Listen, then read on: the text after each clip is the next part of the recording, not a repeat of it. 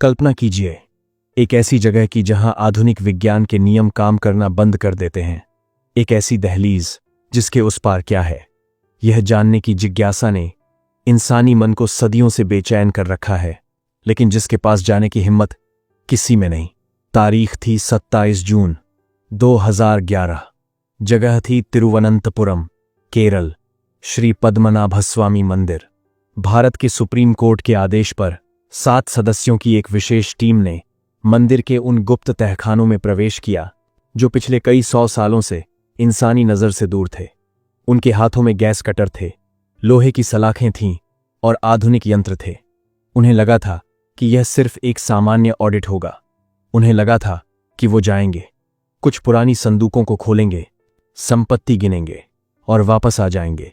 लेकिन वो गलत थे, बहुत गलत। जैसे ही वो मंदिर के गर्भगृह के नीचे पत्थरों से बने उन ठंडे गलियारों में उतरे, हवा बदल गई। वहां का तापमान बाहर की दुनिया से अलग था। सन्नाटा इतना गहरा था कि अपनी ही धड़कन शोर जैसी लग रही थी। उन्होंने एक एक करके तहखाने खोले। तहखाना ए, तहखाना सी, तहखाना डी।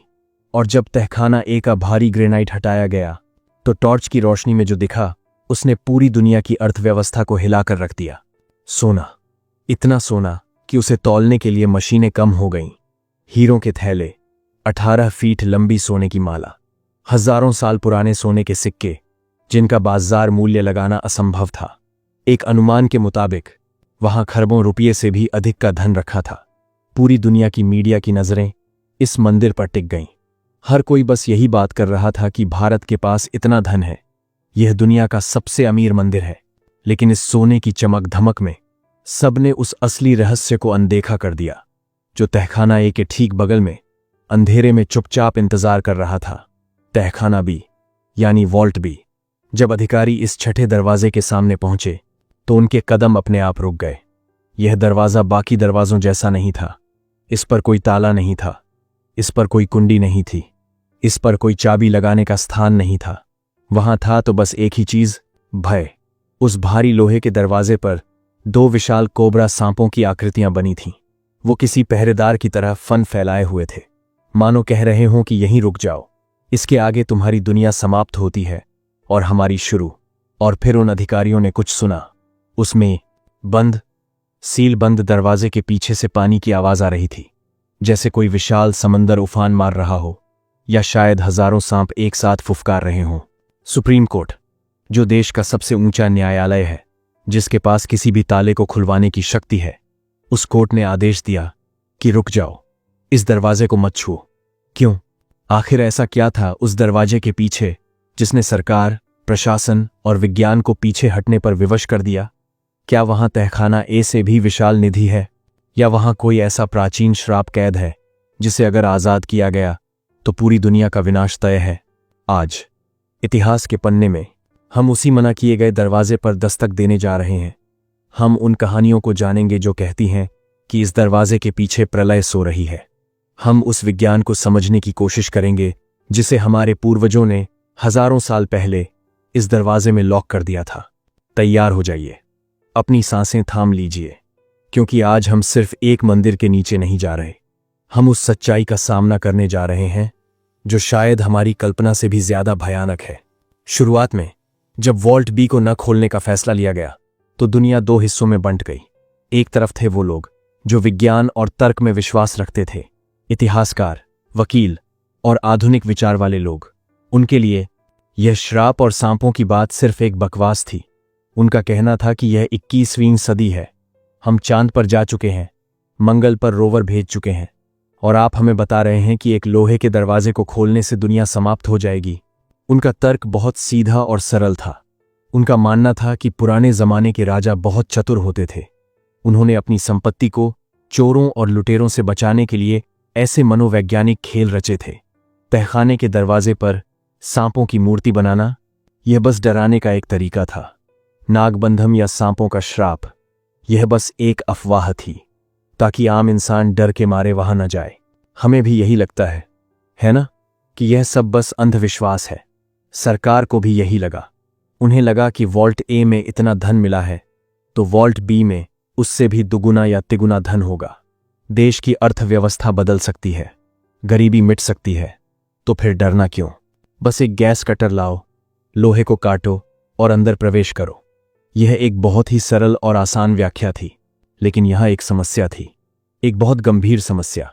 जैसे जैसे दिन बीते, कुछ ऐसी घटनाएं घटने लगीं जिन्होंने इस सरल व्याख्या की धज्जियां कर दी। सबसे पहले उस व्यक्ति की बात करते हैं जिसने इस पूरे मामले की शुरुआत की थी। T.P. सुंदरराजन। सुंदरराजन एक पूर्व आईपीएस अधिकारी थे, एक ज्ञानी, तार्किक व्यक्ति। उन्होंने ही कोर्ट में याचिका दी थी कि मंदिर की संपत्ति का सही हिसाब होना चाहिए, क्योंकि उन्हें शक था कि वहां को प्रबंधन हो रहा है। वो बिल्कुल स्वस्थ थे, उन्हें कोई बीमारी नहीं थी। लेकिन जिस दिन वॉल्ट बी को खोलने की कोशिश की गई और उसे रोका गया, उसके कुछ ही हफ्तों के भीतर सुंदरराजन की अचानक मृत्यु हो गई। डॉक्टरों ने कहा कि यह हार्ट अटैक था, हो सकता है, लेकिन मंदिर के पुजारियों ने इसे देवकोप कहा। उन्होंने पहले ही चेतावनी दी थी। और सिर्फ सुंदरराजन ही नहीं, उनकी मां की भी मृत्यु हो गई। उस 7 सदस्यीय टीम में से एक सदस्य ने अपना पैर खो दिया। एक अन्य सदस्य की पत्नी की अचानक मौत हो गई। क्या यह सब महज संयोग था? एक बार हो सकता है, 2 बार हो सकता है, लेकिन जब हर उस व्यक्ति के साथ बुरा होने लगा जो उस दरवाजे को खोलने की जिद कर रहा था, तो लोगों का विश्वास हिलने लगा। उस सरल व्याख्या में दरारें आने लगीं। अगर वहां सिर्फ सोना है तो उसकी रक्षा के लिए ताला क्यों नहीं है? अगर वहां सिर्फ धन है तो उसे दीवार के साथ एक ही धातु में क्यों ढाला गया है? और सबसे महत्वपूर्ण बात, वो आवाजें। जब ऑडिट टीम के सदस्य उस दरवाजे के पास अपना कान लगाते थे, तो उन्हें अंदर से किसी के चलने की या किसी चीज के सरकने की आवाजें क्यों आती थीं? समंदर की लहरों का शोर वहां कैसे आ सकता है, जबकि तहखाना जमीन के कई फीट नीचे है और वाटरप्रूफ है? यही वो पल था जब सुप्रीम कोर्ट ने भी कदम पीछे खींच लिए। उन्होंने एक एमिकस क्यूरी यानी न्यायालय का मित्र नियुक्त किया, गोपाल सुब्रमण्यम। गोपाल सुब्रमण्यम ने अपनी रिपोर्ट में जो लिखा, उसने इस तर्क बनाम अंधविश्वास की बहस को हमेशा के लिए बदल दिया। उन्होंने लिखा कि यह दरवाज़ा कोई सामान्य दरवाज़ा नहीं है, इसे किसी ऐसी तकनीक से बंद किया गया है जो आज हमारे पास नहीं है, और इसे खोलने के परिणाम कल्पना से परे हो सकते हैं। तो फिर सवाल यह उठता है कि अगर यह सिर्फ डर पैदा करने के लिए नहीं था, तो उस दरवाजे का असली मकसद क्या है? और वो कौन सी अदृश्य शक्ति है जिसने भारत सरकार के हाथ भी बांध दिए? इस रहस्य की परतों को हटाने के लिए हमें समय में थोड़ा पीछे जाना होगा, उस दौर में जब त्रावणकोर यानी आज का केरल अपनी शक्ति के शिखर पर था। 18वीं सदी। राजा मार्तंड वर्मा, ये वो राजा थे जिन्होंने डच सेना को कोलाचेल के युद्ध में हराया था। वो एक महान योद्धा थे, लेकिन उससे भी विशाल भक्त। साल 1750 में उन्होंने एक ऐतिहासिक फैसला लिया, एक ऐसा फैसला जिसने आज तक इस मंदिर को दुनिया से अलग बना रखा है। मार्तंड वर्मा ने अपना पूरा राज्य, अपनी सारी संपत्ति, अपनी तलवार, अपना मुकुट, सब कुछ भगवान पद्मनाभ स्वामी को समर्पित कर दिया। उन्होंने खुद को राजा नहीं, बल्कि पद्मनाभ दास यानी भगवान का सेवक घोषित किया। तब से त्रावणकोर के कोष में आने वाला हर एक सिक्का राजा का नहीं, बल्कि भगवान का माना जाता था। हजारों सालों से मसाले के व्यापार से, राजाओं के दान से और भक्तों के चढ़ावे से जो अपार धन जमा हुआ, उसे इन गुप्त तहखानों में सुरक्षित रखा गया। लेकिन मार्तंड वर्मा जानते थे कि भविष्य में लालची लोगों की नजर इस निधि पर होगी। टीपू सुल्तान जैसे हमलावर दक्षिण की तरफ बढ़ रहे थे। अंग्रेजों की नजर भी भारत की संपत्ति पर थी। इसलिए निधि को सिर्फ छिपाना काफी नहीं था, उसे सुरक्षित करना जरूरी था। कहा जाता है कि मार्तंड वर्मा ने उस समय के सबसे महान सिद्ध पुरुषों, तांत्रिकों और वास्तुविदों को बुलाया। उन्होंने इन तहखानों का निर्माण करवाया। वॉल्ट ए और बाकी तहखानों में साधारण धन रखा गया, लेकिन वॉल्ट बी को खास मकसद के लिए बनाया गया। इतिहास के पन्नों में एक अजीब किस्सा दर्ज है। 1930 के दशक में एक विदेशी लेखिका एमिली हैच ने अपनी किताब में एक घटना का जिक्र किया। उन्होंने लिखा कि साल 1908 में कुछ लोगों ने लालच में आकर इन तहखानों को खोलने की कोशिश की थी। वो टॉर्च लेकर अंदर गए, लेकिन जैसे ही वो वॉल्ट बी के करीब पहुंचे, वो चीखते हुए बाहर भागे। उन्होंने बताया कि अंदर हजारों कोबरा सांपों ने उन्हें घेर लिया था। लेकिन हैरान करने वाली बात यह थी कि जब वो बाहर आए तो वहां एक भी सांप नहीं था। क्या वो सांप असली थे या वो कोई मायाजाल था? यह घटना इशारा करती है कि वॉल्ट बी की सुरक्षा सिर्फ भौतिक नहीं है। विशेषज्ञों का कहना है कि वॉल्ट बी को नागबंधम मंत्र से सील किया गया है। यह कोई साधारण ताला नहीं है। प्राचीन तंत्र शास्त्र के अनुसार नागबंधम एक ऐसा लॉक है जिसे किसी चाबी से नहीं बल्कि एक खास ध्वनि तरंग से खोला जा सकता है। इसे लगाने के लिए हजारों सिद्ध मंत्रों का जाप किया गया था और इसे खोलने का सिर्फ एक ही तरीका है, गरुड़ मंत्र। गरुड़, जो पक्षियों के राजा हैं और सांपों के शत्रु माने जाते हैं, माना जाता है कि अगर कोई उच्च कोटि का साधु सही स्वर और सही आवृत्ति में गरुड़ मंत्र का उच्चारण करेगा तो उस ध्वनि से उत्पन्न कंपन से वो दरवाजा अपने आप खुल जाएगा, बिना किसी चाबी के। लेकिन समस्या यह है कि आज की दुनिया में ऐसा कोई सिद्ध योगी मौजूद नहीं है। हम मंत्रों को पढ़ना जानते हैं लेकिन उस ध्वनि को उत्पन्न करना भूल गए हैं। और ग्रंथों में एक भयानक चेतावनी भी लिखी है। लिखा है कि अगर किसी ने गलत तरीके से इस दरवाजे को खोलने की कोशिश की, अगर मंत्र का उच्चारण गलत हुआ तो उसका उल्टा असर होगा। वो दरवाजा नहीं खुलेगा बल्कि वहां कैद प्रलय बाहर आ जाएगी। क्या हम एक ऐसे परमाणु बम के ऊपर स्थित हैं जो मंत्रों से बना है? अब आप कहेंगे कि यह तो जादू टोना है, हम इस पर विश्वास क्यों करें? तो चलिए जादू को हटा देते हैं और विज्ञान की बात करते हैं। जब एमिकस क्यूरी, गोपाल सुब्रमण्यम और अन्य विशेषज्ञों ने उस दरवाजे की जांच की तो उन्हें कुछ वैज्ञानिक तथ्य मिले जो मंत्रों जितनी ही हैरान करने वाले थे। पहला तथ्य, दरवाजे की बनावट। यह दरवाजा स्टील या लोहे की कई परतों से बना है, लेकिन इसमें कोई जोड़ नहीं दिखता। यह एक अखंड धातु का टुकड़ा लगता है। आज की इंजीनियरिंग में भी ऐसा दरवाजा बनाना मुश्किल है। दूसरा तथ्य, वो आवाज। मंदिर के पुजारियों का कहना है कि वॉल्ट बी का रास्ता सीधे अरब सागर से जुड़ा है। यह मंदिर समुद्र तट से कुछ किलोमीटर दूर है, लेकिन क्या यह संभव है कि जमीन के नीचे कोई सुरंग हो जो समुद्र तक जाती हो? यहां एक बहुत ही लोकप्रिय और वैज्ञानिक थ्योरी सामने आती है, हाइड्रोलिक लॉक या फ्लड ट्रैप। मिस्र के पिरामिडों में भी ऐसे जाल मिले हैं। थ्योरी यह है कि प्राचीन इंजीनियरों ने वॉल्ट बी के नीचे पानी का एक ऐसा सिस्टम बनाया है जो उस दरवाजे के वजन और दबाव से नियंत्रित होता है। अगर कोई उस दरवाजे को सही तरीके से खोलने के बजाय उसे भेदने या ड्रिल करने की कोशिश करता है तो दरवाजे का संतुलन बिगड़ जाएगा और उसका नतीजा भीषण तबाही। जैसे ही संतुलन बिगड़ेगा, अरब सागर का पानी पूरे वेग के साथ उस सुरंग से अंदर आ जाएगा। क्योंकि तहखाना जमीन के नीचे है, पानी का दबाव इतना तेज होगा कि वो पूरे मंदिर को कुछ ही मिनटों में डुबो देगा। और सिर्फ मंदिर ही नहीं, तिरुवनंतपुरम शहर का एक विशाल हिस्सा भी जलमग्न हो सकता है। कल्पना कीजिए उस मंजर की। एक लालची इंसान गैस कटर लेकर दरवाजे में छेद करता है। उसे लगता है कि अब उसे सोना मिलेगा, लेकिन सोने की जगह वहां से समंदर की लहरें निकलती हैं जो सुनामी की तरह सब कुछ बहा ले जाती हैं। क्या वो पानी की आवाज जो अधिकारियों ने सुनी थी वो इसी पानी की थी जो दरवाजे के ठीक पीछे दबाव बनाए हुए स्थित है? तीसरा तथ्य, सोनिक तकनीक। आज आधुनिक विज्ञान मानता है कि ध्वनि में अपार शक्ति होती है। हम जानते हैं कि एक खास आवृत्ति की आवाज से कांच टूट सकता है। वैज्ञानिक अकूस्टिक लेविटेशन पर काम कर रहे हैं, जिससे आवाज के जरिए चीजों को हवा में उठाया जा सकता है। तो क्या यह संभव नहीं कि हमारे पूर्वज, जिनके पास वेदों का ज्ञान था, वो ध्वनि विज्ञान में हमसे कहीं आगे थे? क्या नागबंधम कोई अंधविश्वास नहीं बल्कि एक वॉइस रिकॉग्निशन पासवर्ड है? जैसे आज आपका फोन आपके चेहरे या आवाज से खुलता है, वैसे ही वो दरवाजा एक खास ध्वनि से खुलता है। और अगर पासवर्ड गलत हुआ तो सिस्टम आत्मविनाश मोड में चला जाता है। लेकिन विज्ञान की बातें यहीं खत्म नहीं होती। जब ऑडिट टीम ने वॉल्ट बी के अंदर झांकने के लिए आधुनिक कैमरों और मेटल डिटेक्टर्स का इस्तेमाल करने की कोशिश की तो एक और अजीब चीज हुई। दरवाजे के पास आते ही बैटरियां अपने आप डिस्चार्ज होने लगीं, कैमरे काम करना बंद कर गए, फ्लैशलाइट्स बुझ गईं।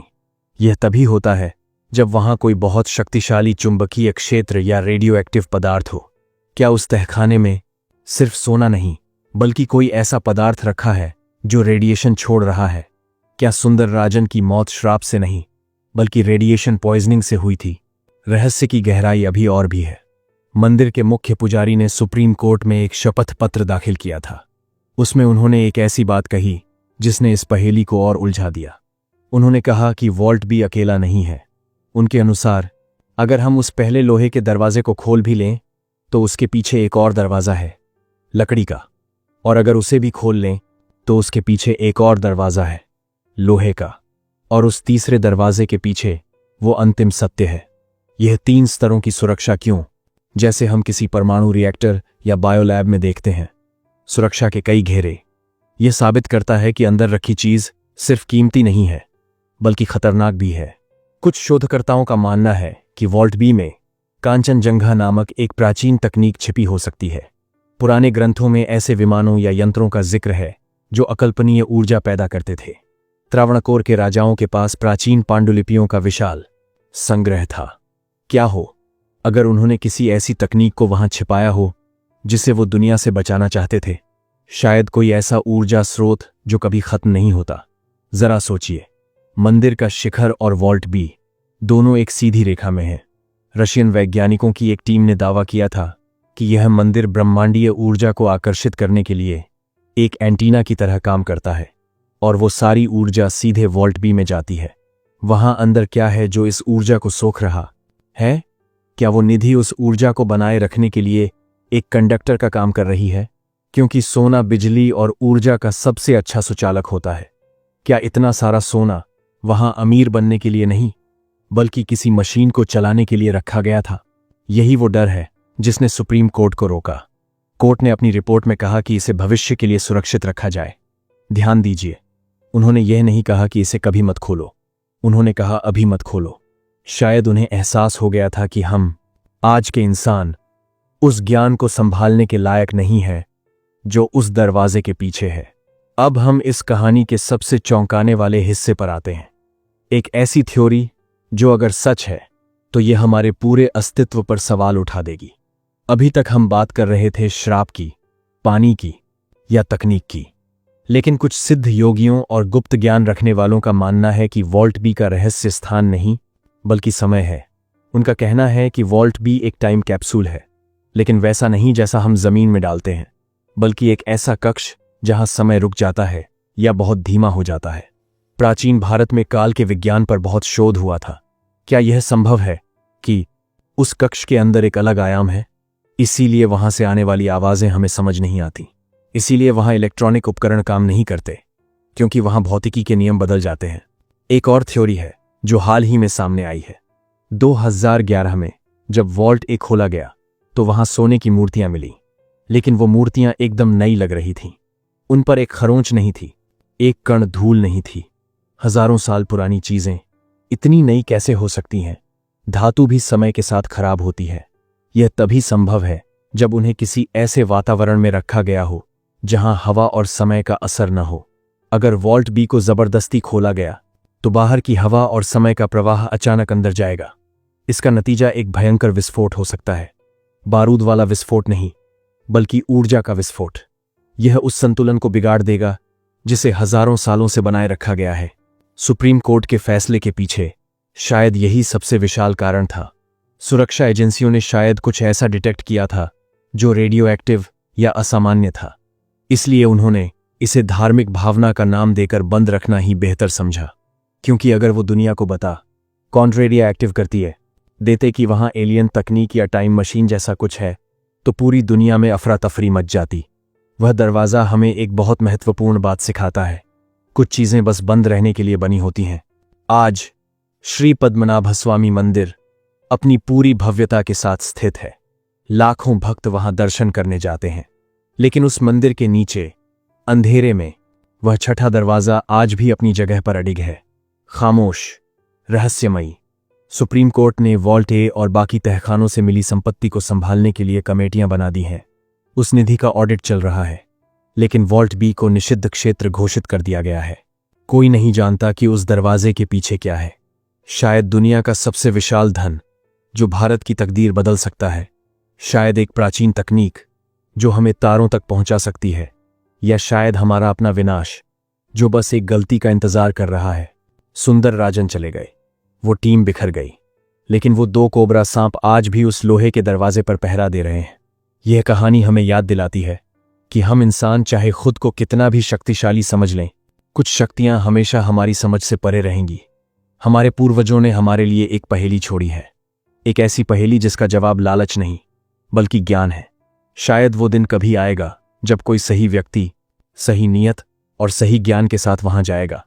तब शायद वो गरुड़ मंत्र गूंजेगा और वो दरवाजा खुलेगा। लेकिन जब तक वो दिन नहीं आता, उसे बंद रहना ही चाहिए। दोस्तों, भारत का इतिहास ऐसे ही अनगिनत रहस्यों से भरा है जो आज भी विज्ञान को चुनौती देते हैं। आपको इस पूरी कहानी में सबसे ज्यादा हैरान करने वाली बात कौन सी लगी?